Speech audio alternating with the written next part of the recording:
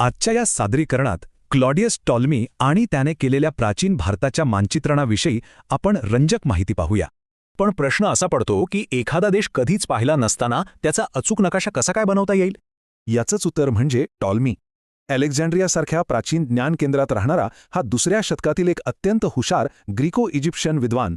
त्याने केवळ भूगोलच नाही तर खगोलशास्त्र, ज्योतिष आणि भौतिकशास्त्र अशा विविध विषयात प्राचीन ज्ञानाची भक्कम मांडणी केली. इंडो रोमन सागरी व्यापारातील मसाले आणि रेशीम यांसारख्या मौल्यवान वस्तूंच्या नोंदींमधून त्याचे हे अफाट भौगोलिक ज्ञान वाढत गेले. आणि आश्चर्याची गोष्ट म्हणजे त्याच्या या वैज्ञानिक दृष्टिकोनाचा जागतिक भूगोलावर तब्बल 1400 वर्ष प्रचंड प्रभाव टिकून राहिला. स्वतः प्रवास करण्याऐवजी एका डेटा विश्लेषकाप्रमाणे त्याने परतणाऱ्या नाविकांकडूनही थेट भौगोलिक माहिती अगदी शिताफीने गोळा केली.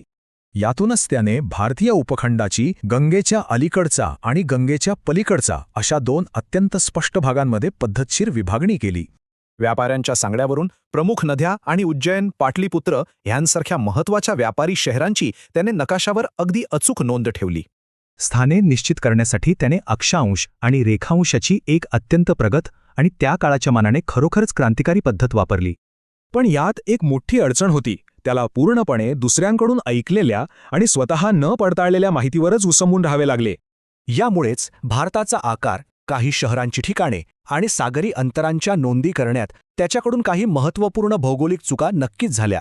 असे असले तरी त्याचे हे अद्भुत काम अरब विद्वानांमार्फत पुढे युरोपीय प्रबोधन काळातील नकाशा बनवण्याच्या कलेचा मुख्य पाया ठरले.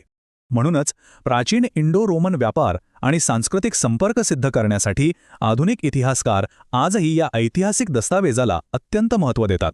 सरतेशेवटी एक रंजक प्रश्न उरतो. आज आपण ज्या डेटावर डोळे झाकून विश्वास ठेवतो त्याचं मूल्यमापन भविष्यातील पिढ्या कशा करतील?